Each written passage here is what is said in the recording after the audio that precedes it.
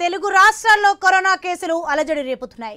Asia దేశాలను ఇప్పటికే కొత్త వైరస్ కేసులు వణికిస్తున్నాయి. ఇప్పుడు ఏపీని తాకింది కరోనా. 5 ఏళ్ల క్రితం నాటి ఘటనలు తలుచుకొని జనం ఆందోళన చెందుతున్నారు. తాజాగా విశాఖ, కడపలో 2 కేసులు వెలుగు చూశాయి. వీరిని ఐసోలేషన్ వార్డులో ఉంచి చికిత్స చేస్తున్నారు. నిన్ననే ఏపీ వైద్య శాఖ ప్రజలను అప్రమత్తంగా ఉండాలని అడ్వైజరీ జారీ చేసింది.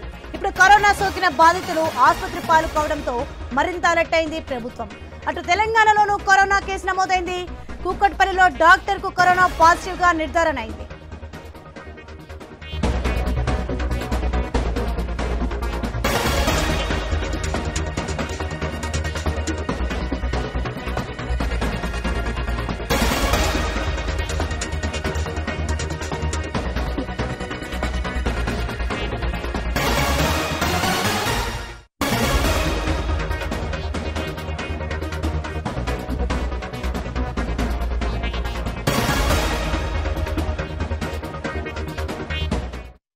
ఇక కోవిడ్ కేసులు వ్యాప్తి చెందడంతో ఏపీ ప్రభుత్వం ప్రజలకు కీలక సూచనలు చేసింది.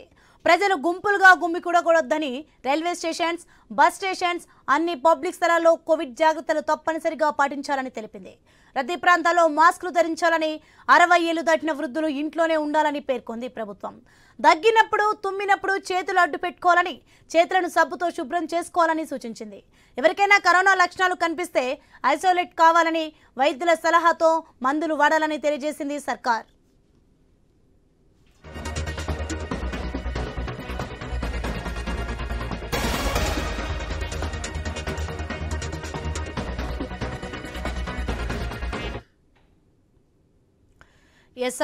తెలుగు రాష్ట్రాల్లో కరోనా కేసులు అలజడి రేపుతున్నాయి. దీనికి సంబంధించి మరిన్ని అప్డేట్స్ అందించడానికి మనకి లైన్ లో సిద్ధంగా ఉన్నారు లహరి. లహరి, చెప్పండి, తెలుగు రాష్ట్రాల్లో కరోనా కేసులు అలజడి రేపుతున్నాయి. దీనికి సంబంధించి పూర్తి డీటెయిల్స్ ఏంటి?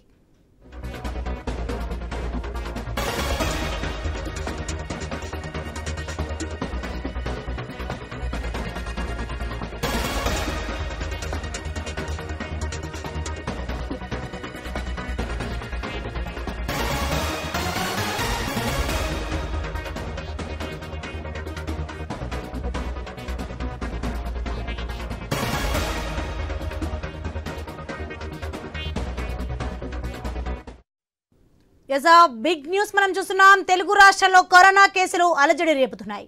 ఆసియా దేశాలను ఇప్పటికే కొత్త వైరస్ కేసులు వణికిస్తున్నాయి. ఇప్పుడు ఏపీని కూడా తాకింది కరోనా. 5 ఏళ్ల క్రితం నాటి ఘటనలు తలుచుకొని జనం ఆందోళన చెందుతున్నారు. తాజాగా విశాఖ, కడపలో 2 కేసులు వెలుగు చూశాయి. వీరిని ఐసోలేషన్ వార్డులో ఉంచి చికిత్స చేస్తున్నారు. నిన్ననే ఏపీ వైద్య శాఖ ప్రజలు అప్రమత్తంగా ఉండాలని అడ్వైజరీ జారీ చేసింది. ఇప్పుడు కరోనా సోకిన బాధితులు ఆసుపత్రి పాలు కావడంతో మరింత అలర్ట్ అయింది ప్రభుత్వం. అటు తెలంగాణలోనూ కరోనా కేసు నమోదైంది. కూకట్పల్లిలో డాక్టర్ కు కరోనా పాజిటివ్ గా నిర్ధారణ అయింది.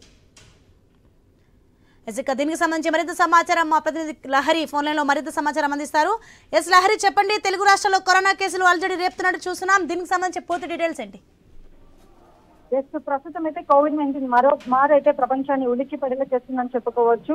అయితే మనకు తెలుసు 2019, 2020లో యావత్ ప్రపంచాన్ని గడగడలాడించినటువంటి కరోనా మహమ్మారి అంతం అయిపోయింది అనుకున్నారు. కానీ మరోసారి చాప కింద నీరులా విజృంభిస్తుంది అనే సిచ్యువేషన్ మనకు అనిపిస్తుంది.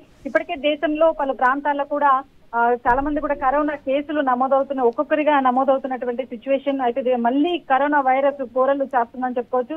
ఇప్పటికే వివిధ రాష్ట్రాల్లో కూడా కరోనా పాజిటివ్ కేసులు కూడా నమోదవుతున్నాయి. సో రీసెంట్ గా కూకట్పల్లిలో ఉన్నటువంటి ఒక డాక్టర్ కూడా కరోనా పాజిటివ్ గా నిర్ధారణ అయినట్లు కూడా ఇప్పటికే అధికారులు కూడా చెప్తున్నటువంటి పరిస్థితి. అయితే ఈ కరోనా అనేది ఓన్లీ ఫ్లూగా, ఒక జ్వరం లాగా వెళ్ళిపోతుందని మరికొంతమంది వైద్యులు చెప్తున్నారు. ప్రజలు ఎవరు కూడా ఆందోళన చెందాల్సిన అవసరం లేదని కూడా వైద్య ఆరోగ్య శాఖ మంత్రి వర్యులు కూడా అందరూ కూడా అధికారులు చెప్తున్నటువంటి పరిస్థితి. అయితే ప్రతి ఒక్కరు కూడా అప్రమత్తంగా ఉండాలని కూడా సూచిస్తున్నారు. ఎందుకంటే జలుబు గాని, దగ్గు గాని, ఏదైనా సింటమ్స్, ఫీవర్ కి సంబంధించినటువంటి ఇష్యూస్, ఏమైనా ఫ్లూ కి సంబంధించినటువంటి ఉంటే పలు జాగ్రత్తలు తీసుకోవాలి. ఇతరులకి సోకకుండా వెంటనే అప్రమత్తం అయిపోయి వైద్యులను సహకరించాలి. వైద్యులను సంప్రదించి ఖచ్చితంగా వాళ్ళు ప్రికాషన్స్ తీసుకుంటే ఎలాంటి ముప్పు ఉండదని ఇప్పటికే వైద్యులు కూడా చెప్తున్నారు. సో తెలుగు రాష్ట్రాల్లోనే కాదు, ఇప్పటికే మహమ్మారి అనేది విజృంభిస్తున్నటువంటి నేపథ్యంలో ఇప్పటికే వైద్య ఆరోగ్య శాఖ కూడా ప్రత్యేకమైనటువంటి ఏర్పాట్లు కూడా చేస్తున్నటువంటి పరిస్థితి. ఇప్పటికే గాంధీ ఆసుపత్రిలో కూడా కరోనా కేసులు ఏవైనా వస్తే పాజిటివ్ గా నిర్ధారణ అయినటువంటి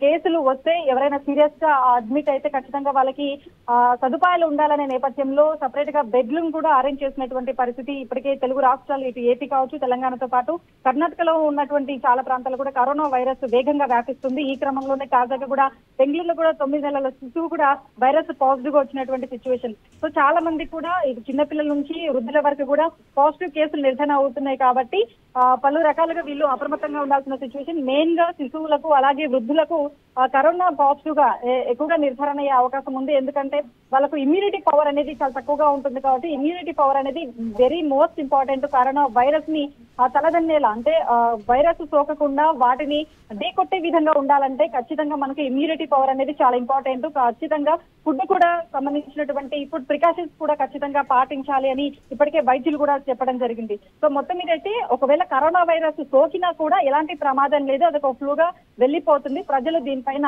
ఎక్కువగా భయాందోళన చెందాల్సిన అవసరం లేదని ఇప్పటికే వైద్యులు కూడా చెప్తున్నటువంటి సిచ్యువేషన్. ఎస్ లహరి, మనం చూసుకోవచ్చు 5 ఏళ్ల క్రితం నాటి ఘటనలు తలుచుకుని జనం ఆందోళన చెందుతున్నారు. ఎలాంటి దుశ్చర్యలు జరిగినాయో, కరోనా టైంలో ఎంతమంది చనిపోయారో మనం చూసాం. అలాగే లాస్ట్ టైం మనం చూసుకోవచ్చు 5 years బ్యాక్ కోవిషీల్డ్ కోవాక్సిన్ ఇవ్వడం జరిగింది. సో అలాగే మరి ప్రభుత్వం అలాంటి చర్యలు ఏమైనా తీసుకుంటుందా? ఎస్, ఇప్పటి వరకు అయితే కోవాక్సిన్ కోవిషీల్డ్ ఇంజెక్షన్స్ గురించి అయితే ఎలాంటి టాపిక్ అయితే రాలేదు. ఇప్పటి వరకైతే మేజర్ గా ఆ ఇష్యూస్ అనేటివి రేజ్ అవ్వలేదు. కానీ ఇమ్యూనిటీ పవర్ ఒకవేళ తగ్గి కరోనా కేసులు ఎక్కువగా నమోదయ్యి ప్రాణ నష్టం కలిగి గతంలో జరిగినటువంటి తీవ్రంగా అలాంటి పరిణామాలు చోటు చేసుకుంటే ఖచ్చితంగా మరో వ్యాక్సిన్ పుట్టుకొస్తుంది అనే చెప్పుకోవచ్చు. సో ఆ విధంగా కూడా ఇప్పటికే వైద్య ఆరోగ్య శాఖ అధికారులు అయితే అప్రమత్తంగా ఉన్నారని చెప్పుకోవచ్చు. ఎందుకంటే కరోనా వైరస్ అనేది ఎలాంటిది, ఎట్లాంటి వాళ్ళకి ఇది ప్రభావం చూపిస్తుంది అనేది కూడా మొత్తం కూడా వాళ్ళు పరిశీలన చేస్తున్నటువంటి పరిస్థితి కూడా. సో మొత్తం మీద అయితే ఇప్పుడు 2 తెలుగు రాష్ట్రాల్లో కూడా ఈ కరోనా వైరస్ కి సంబంధించినటువంటి ప్రతిది కూడా భయపడుతున్నారు ప్రజలు. ఇటు చిన్నపిల్లల నుంచి పెద్దవారి వరకు ప్రతి ఒక్కరు కూడా భయపడుతున్నారు. ఎందుకంటే గతంలో చాలా వరకు కూడా భయపెట్టింది.